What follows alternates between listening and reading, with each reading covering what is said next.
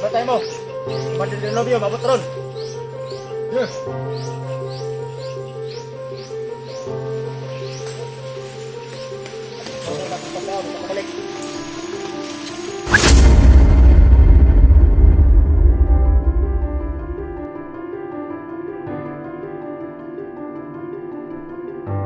Ay, si Commander Dilopio nga. Ako na, Commander. Commander! Ngapon, Paul. Kumusta mo? Wala, Commander. Ano? Guys, tabig si Commander. Novio. Kumusta? Sige, mga bot, salamat. Commander. Isa nga, Commander. Salamat. Commander Django. Commander Django. Oh, Commander, na anong pagkaon? Isa. Asa.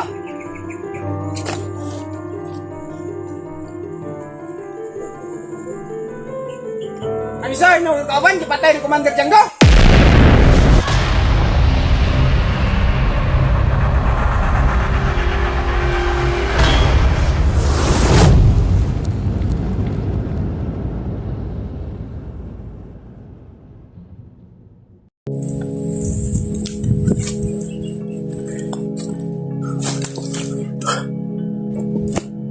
So yun mga kamaster, medyo may kalayuan na kami mula nung hinabol kami nila.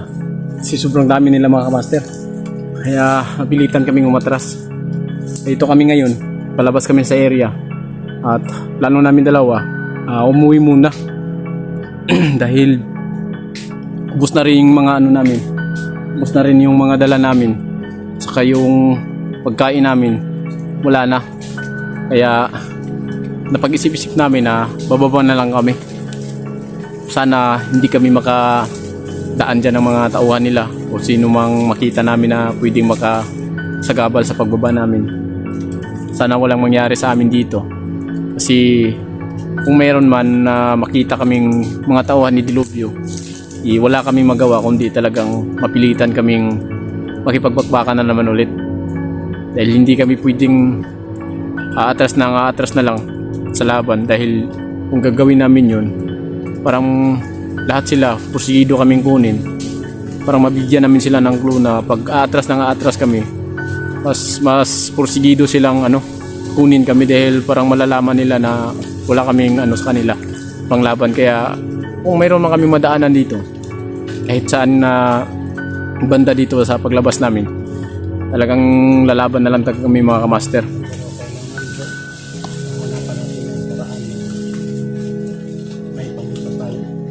Oo, ay siyempre may panguntra naman tayo, di ba? Nung may nagbakbakan tayo, di ba? May yung pang tagulilong natin. Oh, gagamitin natin yun ulit yung sa tagulilong natin. So yung mga panguntra natin na panipas bala. So yun mga kamaster. At ito, malakas sobrang ng ulan. Nakarinig nyo kung narinig nyo man. Sobrang lakas ng ulan sa patungo na dito. Sana maka tayo dito mga kamaster. Makalabas tayo. Kasi sa tingin ko, itong lugar na to, dahil nung sa nangyari sa nakita namin na nag-usap-usap na yung may binaril silang kasama na pilit nilang ayaw nila pa surindirin sa amin.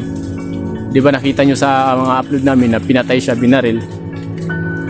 Kaya pumasok bigla sa isip ko na itong lugar na to, itong location na to, parang dito sila nag-aabot-abot, ukutan nila. Parang sakop sa area ni Dilopio tong yung lugar na napasukan namin. Kaya sana sa pag-uwi namin, kasi napag-isipan namin dalawa na umuwi na lang muna, dahil din sa mga namin na ubos na, wala na kaming kahit pang na lang namin sa gutom, pang pauwi, wala na. Kaya ako rin mayroon naman, pero hindi naman talaga ito gusto na magtagal kami dito. 2 biskwit, hindi talaga ito sapat eh. Kaya nag-usap kami na bro, na lang, bababa na lang tayo, pipilitin natin makauwi. At sana ngayon sa pagbaba natin, sa pag-uwi, walang mangyayari sa atin. Sana walang gumagabala. Soon mga master, move tayo. para makarating tayo dun sa ano, labasan. Sana wala kaming masagupa mga kamaster. Sa sobrang lakas ng ulan. Pero hindi tayo ano kasi yung mga damit natin. Last na tong sinuot ko. Nasa bag yung iba. Basa na halos. Kaya kailangan talaga tayong ano. So yun mga kamaster, may i-share lang ako sa inyo na habang yung gabi na ano kami, hinabol kami,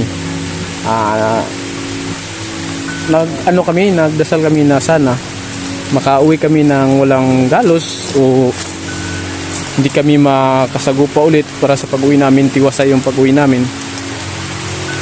So, naniniwala ba kayo mga kamaster sa panaginip, na kung ano yung panaginip mo maano daw? Kasi nanaginip kasi ako na yung pamilya ko daw lulusobin daw sa tauhan ni Dilubyo. Kaya isa rin yan sa dahilan kung bakit ako nagpursige talaga na umuwi muna. Dahil yung isipan ko ba at saka yung katawan ko parang balisa lagi. Yung isip ko nandun sa mga anak ko, sa pamilya ko sa baba. Kaya hindi mawala sa akin yung kaba na sana hindi matuloy nung nasa panaginip ko, kasi alam ko naman panaginip lang yan, di ba? Pero may kasabahin kasi mga matatanda, pag ano daw yung panaginip mo, kabaliktaran daw sa mangyayari. Sana baliktad mga kamaster, kasi yung panaginip ko masama eh. Parang may connected kasi yun sa pamilya ko na lulusubin daw.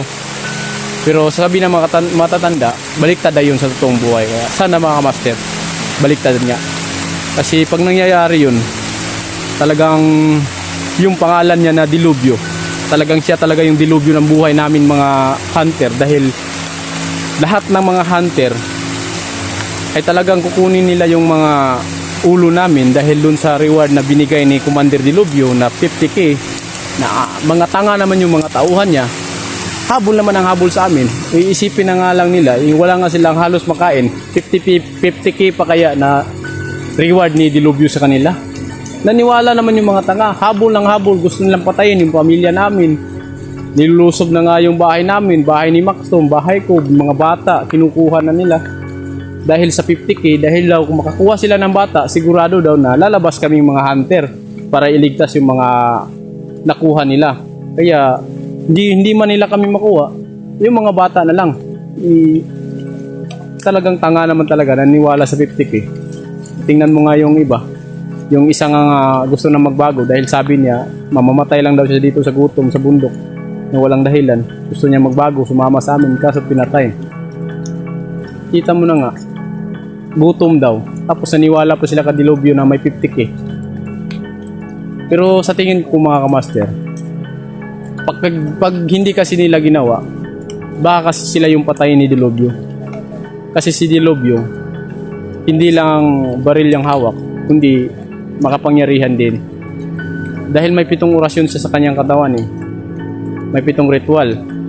Bawat gabi, bawat ikatlong gabi at saka yung Birni Santo eh may mga ritual siya. Kaya sa tingin ko, ginagawa nila yan ng sapilitan. Alang-alang sa buhay din nila. Buhay din ng ano. Dahil hindi ako naniniwala mga kamaster na yung mga tao na to na tauhan ni Dilubyo eh walang mga pamilya to. Hindi ako naniniwala.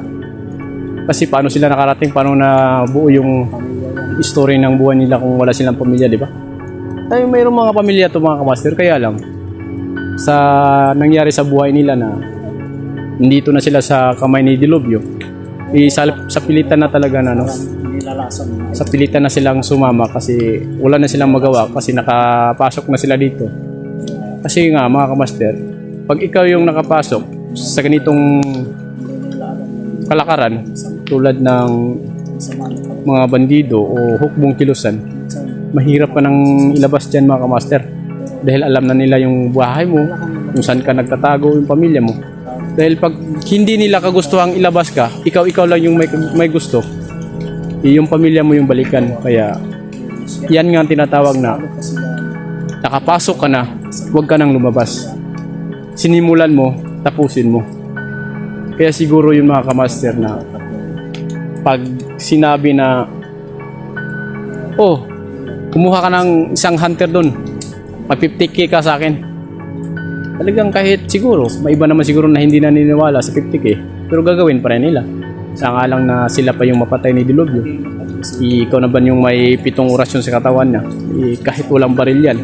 Pag gumagalaw yung bibig at saka kamay niyan, talagang yung pilipit sa sakit sa katawan mo, buong katawan.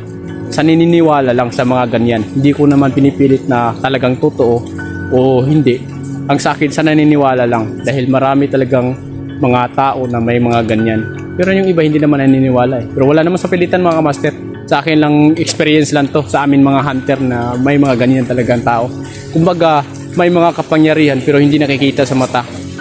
Tulad ng mga albularyo, kumbaga, di ba? May na ano sa doktor na hindi nakikita sa doktor pero sa albularyo nagagamot.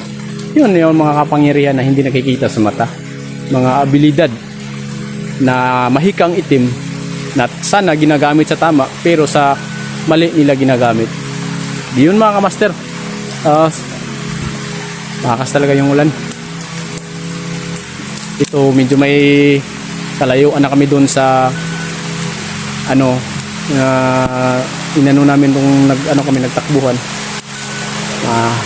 Hanap kami ng masisilungan dito para naman sa ganun hindi kami maulanan kasi masyadong maulanan dito mga kamaster.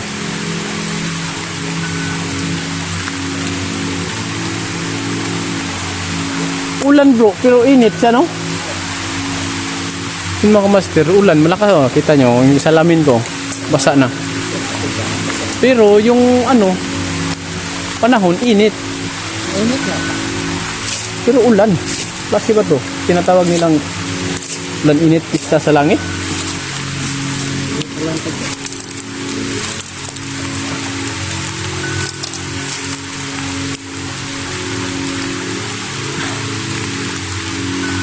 Sana yun mga master ano? Na di totoo yung nasa mga panaginip.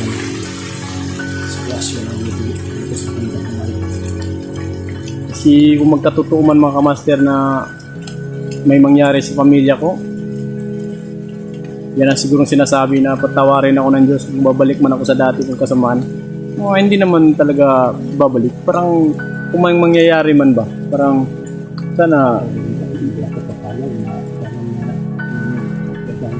di ba kagabi inano mo ako, natulog ako, ginising mo ako dahil nanaginip ako.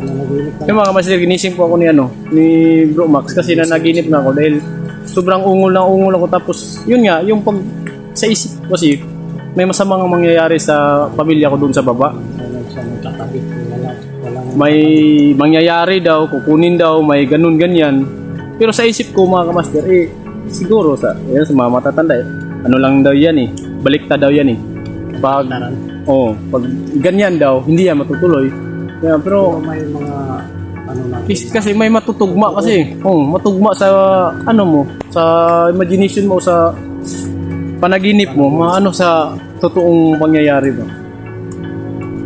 Sana hindi talaga totoo yun bro kasi walang ama, walang padre di pamilya na pag may mangyari sa anak o sa membro ng pamilya na hindi talaga magwawala talaga yan.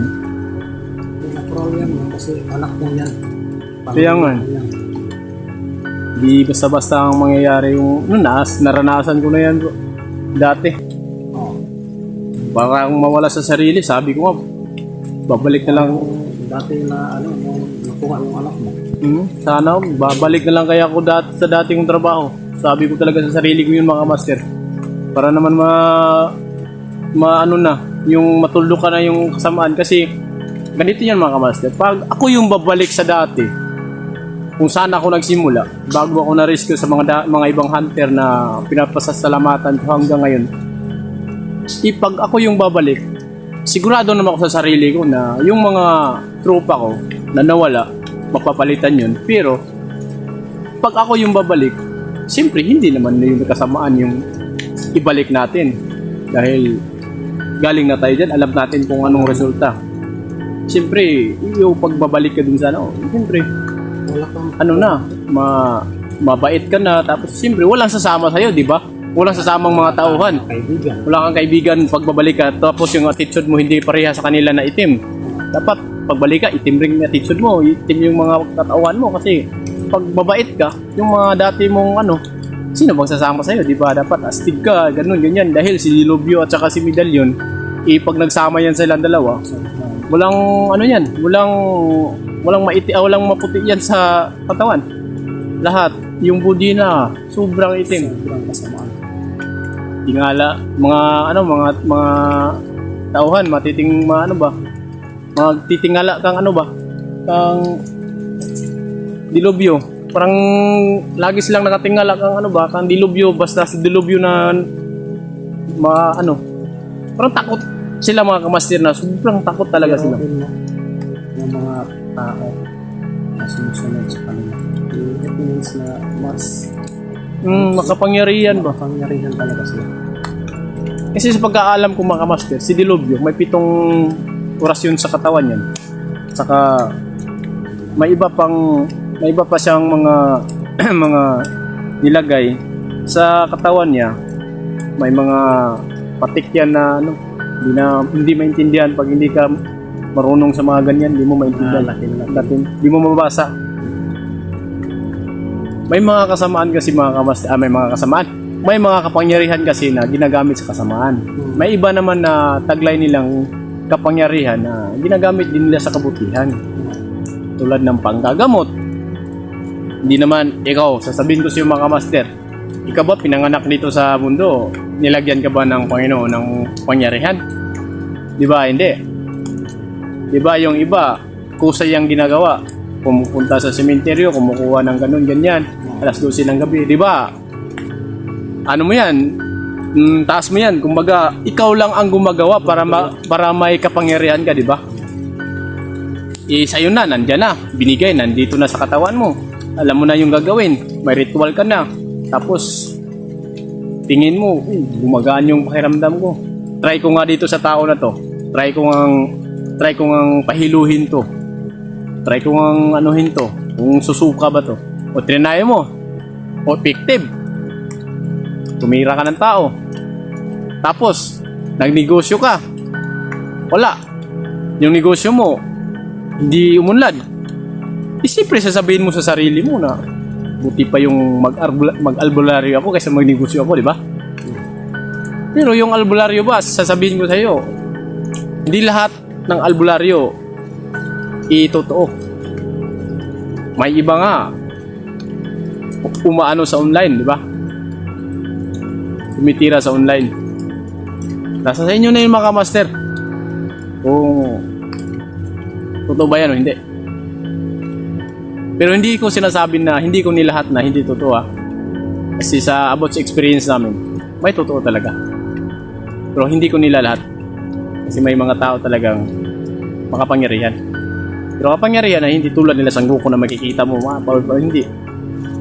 May kapangyarihan na ginagamit sa kabutihan kumbaga. Tulad ng ibang isang tao, hindi sa akin, ganun. Pwede ba tulungan mo ako? Kasi ganyan, yung katawan ko. Di ba pwede mong tulungan?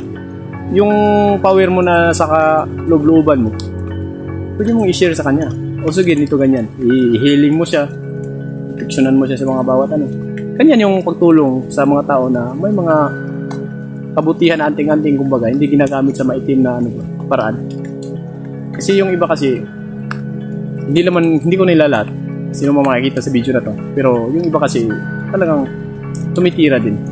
Tulad nila Dilubyo. Ni Medallion.